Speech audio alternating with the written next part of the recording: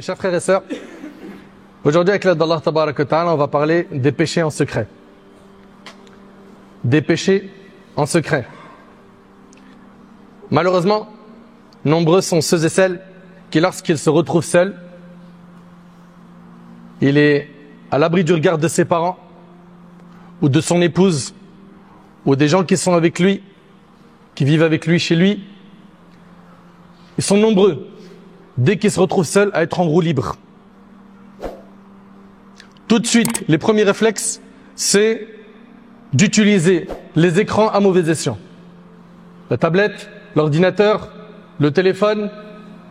Et lui qui fait attention, plus ou moins, à montrer une bonne image autour de lui, eh ben, il va se retrouver à faire les pires atrocités. Ces personnes-là, malheureusement, et je ne généralise pas, lorsqu'elles vont se retrouver seules, elles vont prendre l'autoroute du haram, en regardant et en écoutant tout ce qui met en colère Allah. Mes chers frères, mes chères sœurs, ce qui nous manque, c'est d'être conscient qu'Allah Tabarak wa Ta'ala nous surveille. Hélas, nous sommes trop nombreux à oublier qu'Allah Subhanahu wa Ta'ala nous voit à chaque instant. Gardez en tête qu'Allah te surveille tout le temps, ça fait revivre les cœurs morts. Ça éveille les consciences endormies. Et ça te permet d'être quelqu'un de pieux. Allah Ta'ala il dit Alam ya'lam bi anna Allah yara. Ne sait-il pas qu'Allah le voit? Tu le sais pas? Tu l'as oublié? Si tu l'as oublié, le jour du jugement tu t'en rappelleras. Allah Ta'ala il dit Ahsahu Allah wa nasuh. Allah a tout comptabilisé et eux ils l'ont oublié. Quand tu regarderas ton registre le jour du jugement, tout ce que tu avais oublié, tu le verras.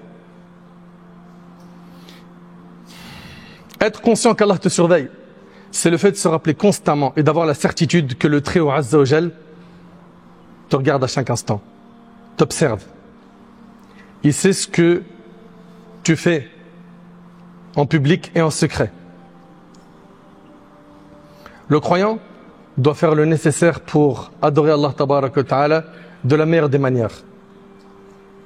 Et pas d'avoir une pratique bancale. C'est-à-dire quoi une pratique bancale? De temps en temps, il va faire la salat, il va faire quelques œuvres pieuses, mais il est ancré dans le haram. Il ne cherche pas à être quelqu'un de pieux. Elle ne cherche pas à être une personne pieuse. Quel que soit le moment où tu te retrouves seul, éloigné des gens, rappelle-toi qu'Allah te regarde, qu'il est proche de toi et qu'il peut, Azza wa Jal, t'éprouver à tout moment. Allah Tabarak wa Ta'ala il dit وَلَقَدْ خَلَقْنَا الْإِنسَانَ وَنَعْلَمُ مَا تُوَسْوِسُ بِهِ نَفْسُهُ وَنَحْنُ أَقْرَبُ إِلَيْهِ مِنْ حَبْلِ الْوَرِيدِ. Nous avons créé l'homme et nous savons ce que son âme lui suggère. Nous sommes plus proches de lui que sa veine jugulaire. Nous sommes plus proches de lui, nous dit Allah, que sa veine jugulaire. Mais en fait, le problème, c'est quoi? C'est que on n'a pas estimé Allah à sa juste valeur. Comme Allah Ta'ala dit, Ma lakum la tarjuna lillahi waqara. Qu'avez-vous à ne pas craindre Allah comme il convient à sa grandeur? Monsieur ou madame va avoir peur au travail quand il va entendre qu'il va avoir une inspection de travail. Même s'il est carré dans son travail, il est pris de panique. Monsieur, quand il va consulter un médecin et que le médecin reste silencieux longtemps, il a peur. Monsieur, qui a sa ceinture de sécurité, qui respecte les limitations de vitesse, il suffit qu'il voit plein de motards sur le périph' ou l'autoroute, il commence à prendre peur. Tu sais avoir peur sur terre, mais avoir peur d'Allah, ça non. Il va avoir peur du regard des gens. Faut pas que les gens me voient dans quelque chose de sombre. Mais tu montres le pire visage à Allah. Mais je comprends pas en fait. T'as des comptes à rendre aux humains, toi, le jour du jugement? Pour les craindre autant? Choquant de voir à quel point on a peur des humains plus que d'Allah. Et bien évidemment, je ne généralise pas. Comment est-ce que tu te comportes quand tu es seul? Loin du regard des gens, derrière les rideaux fermés, portes verrouillées, lumière éteinte, dans cet état de solitude, quel est l'état de ton cœur? Oses-tu commettre les interdits sans craindre le regard d'Allah? Ou est-ce que tu le redoutes en sachant qu'il te voit toujours? Tu fais partie de quelle catégorie de musulmans? Humayd al-Tawil a dit à Sulayman ibn Ali, donne-moi un conseil. Sulayman lui répondit, si tu as désobéi à Allah tout en sachant qu'il te voyait, tu t'es permis une chose grave. Et si tu as pensé qu'il ne te voyait pas, alors tu as sombré dans la mécréance. Allahu Akbar. Puis un homme qui avait motivé une femme pour commettre avec elle la fornication, il lui a dit, là personne ne nous voit, à part les étoiles. Elle lui répondit, mais où est celui qui a créé les étoiles? Par Allah, si Allah subhanahu wa ta'ala ne nous couvrait pas de son voile de miséricorde, nous serions exposés et humiliés. Et on demande à Allah subhanahu wa ta'ala de ne pas dévoiler ce voile qui nous protège. Muhammad ibn Wasi' a dit, si les péchés avaient une odeur, personne ne pourrait s'asseoir à côté de moi à cause de leur puanteur. Subhanallah, ça c'était les gens pieux de l'époque qui disaient ça sur leur personne. Et nous aujourd'hui, on s'éloigne d'Allah, on est loin d'Allah. Et on est très satisfait de notre relation avec Allah. Quand tu parles avec quelqu'un, tu lui dis, t'en es où avec la prière, la religion? Non, alhamdoulilah, je suis quelqu'un de bien, moi je suis pieux. J'ai même eu des gens au téléphone qui m'ont appelé, m'ont dit, salam alaikum, je suis pieux, je suis pieuse, et je voulais te dire. Mais stop, déjà il y a erreur 404. Les compagnons du prophète, ils n'ont jamais dit d'eux-mêmes qu'ils étaient pieux. Ils n'ont pas vanté leur propre pureté. Au contraire, Omar ibn Khattab, il allait voir Hudayfa ibn al-Yaman, il lui dit, regarde si mon nom il n'a pas été cité dans la liste des hypocrites. Ça c'est Omar ibn Khattab radiallahu anhu, qui a tellement pleuré par crainte d'Allah que 2 traits noirs se sont tracés sur son visage. Et toi tu te dis pieux, avec quelle action?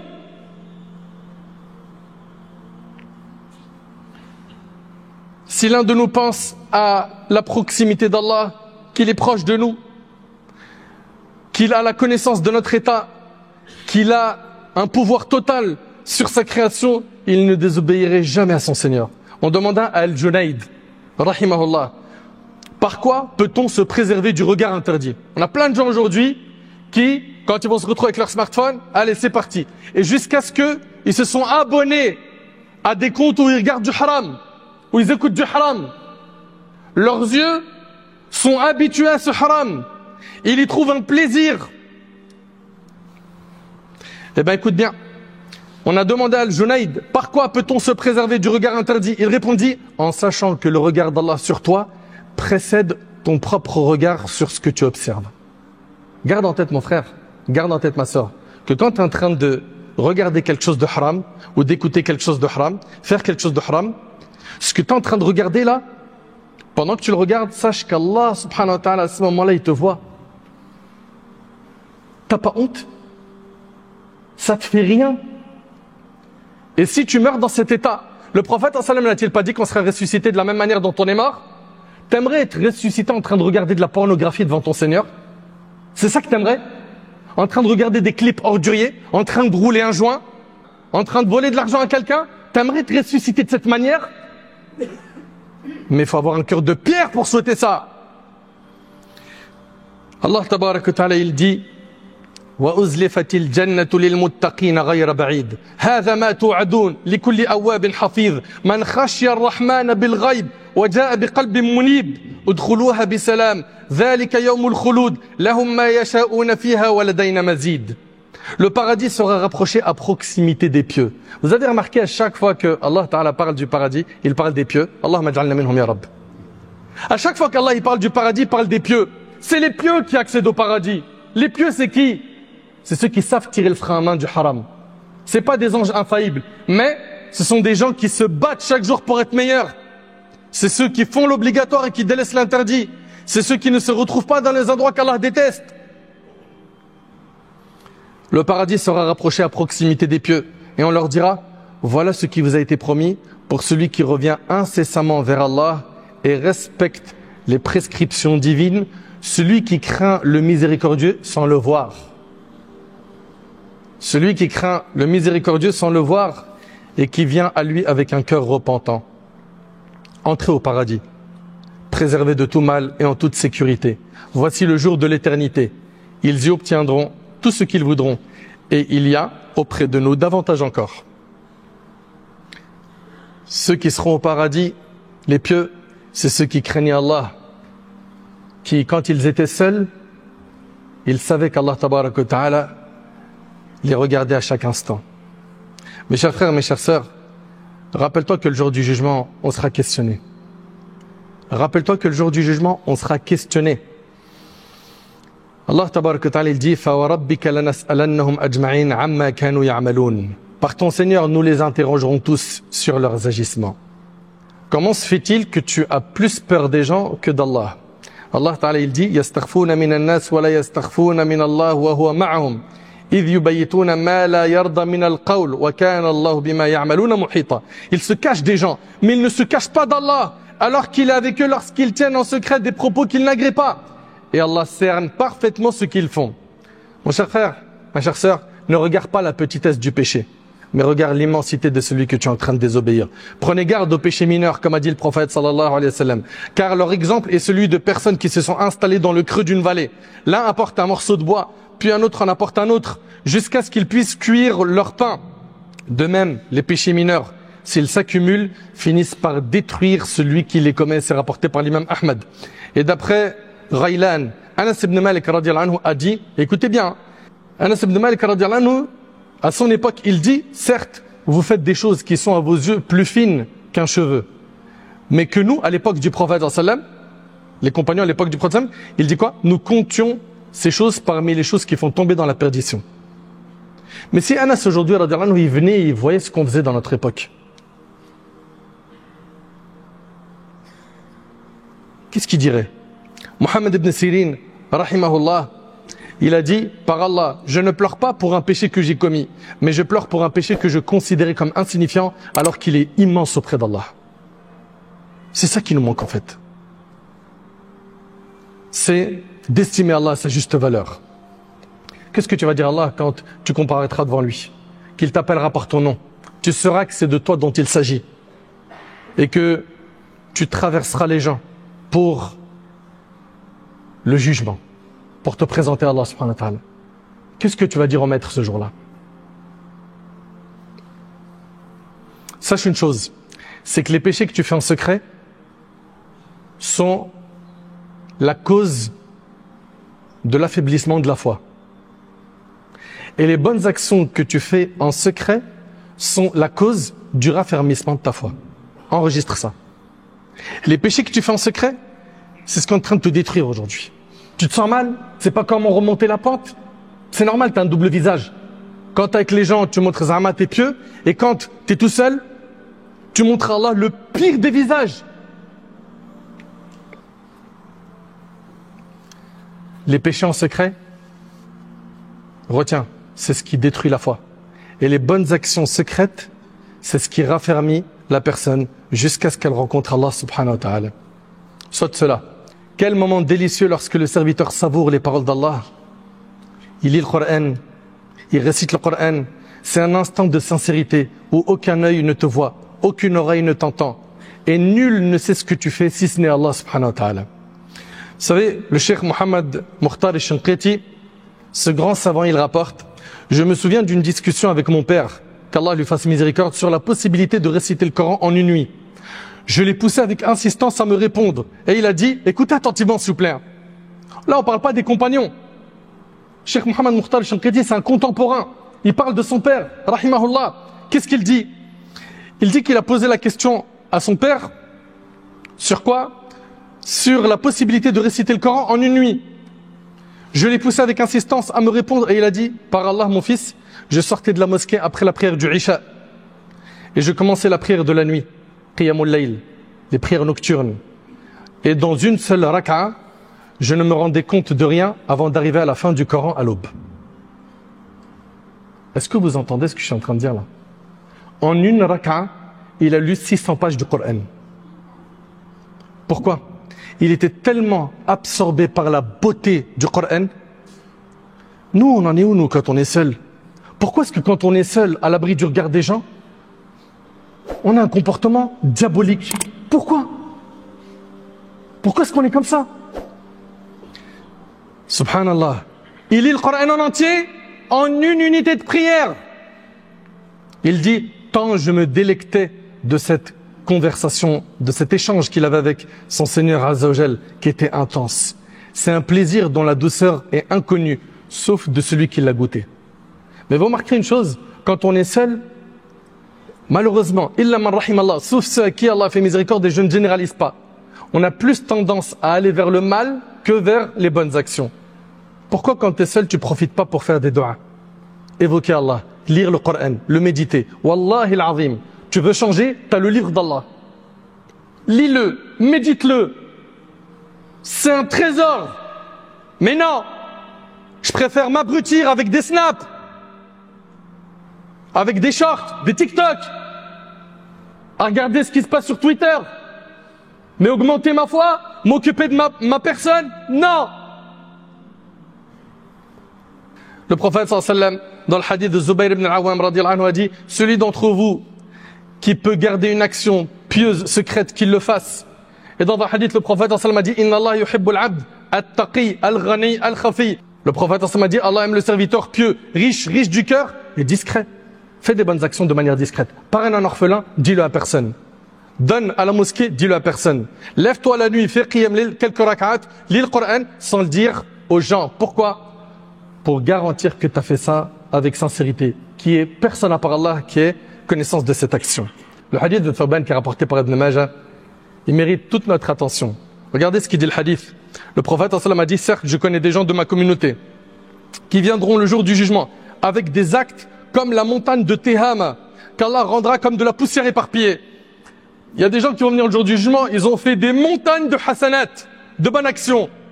Et ces montagnes de bonnes actions, elles seront réduites en poussière éparpillée. Pourquoi? Qu'est-ce qu'ils ont fait de mal? Thawban va poser la question. Thawban va dire: ô messager d'Allah, décris-les-nous afin que nous ne fassions pas partie d'eux sans le savoir. Le prophète sallallahu alayhi wa sallam a dit: ce sont certes vos frères, ils sont issus de votre tribu, ils prient durant la nuit comme vous priez. C'est des gens qui font des amal salihat, des bonnes actions. Mais ce sont des gens qui, lorsqu'ils sont seuls, transgressent les interdits d'Allah. Quand ils sont seuls, ils font le haram.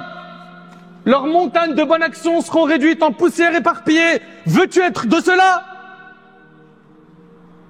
T'imagines, toi qui as fait beaucoup d'efforts, t'as peut-être fait des umrah, plusieurs umrah, t'as fait des aumônes, t'as fait plaisir à tes parents, t'as donné à manger à des pauvres, t'as jeûné, des jeûnes surrogatoires, t'as fait plein de khir, t'as dépensé beaucoup de sabilillah, t'as fait des efforts pour qu'à la fin tout ça se soit réduit en poussière. Pourquoi? Parce que t'es un diable quand t'es seul. Jusqu'à quand? Jusqu'à quand t'es guidé par les passions illicites? Ces comptes de shaitan que tu suis, désabonne-toi maintenant. Désavoue-toi maintenant, pendant qu'il en a encore temps. Tu suis un tel sur Snap ou sur TikTok et il a du contenu interdit, désabonne-toi aujourd'hui. Lave tes yeux, lave tes oreilles de ces contenus.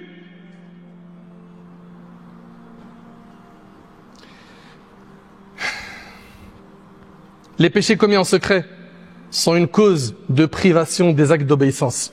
Ils sont là, ils te disent: frère, j'aimerais bien faire la prière, j'arrive pas. J'aimerais bien faire des bonnes actions, je me sens bridé. Ouais, tu l'es par tes péchés. Tes péchés t'empêchent de faire le bien. Écoute attentivement. Un homme a dit à Al-Hassan al-Basri, rahimahullah: oh Abu Saïd, je vais me coucher en bonne santé. J'aime prier la nuit. Je prépare l'eau de mes ablutions. Mais pourquoi je n'arrive pas à me lever pour prier? Al-Hassan lui répondit: ce sont tes péchés qui t'ont enchaîné. Allahu Akbar! C'est tes péchés qui t'ont enchaîné. C'est à cause de ça que tu n'arrives pas à te lever et prier. Oui, n'en sois pas surpris. Sufyan al-Thawri rahimallah a également dit: j'ai été privé de prière nocturne à cause d'un péché que j'ai commis. Il voulait faire qiyamul layl. Il a été privé à cause d'un péché qu'il a commis. Quand est-ce que tu vas revenir vers Allah subhanahu wa ta'ala?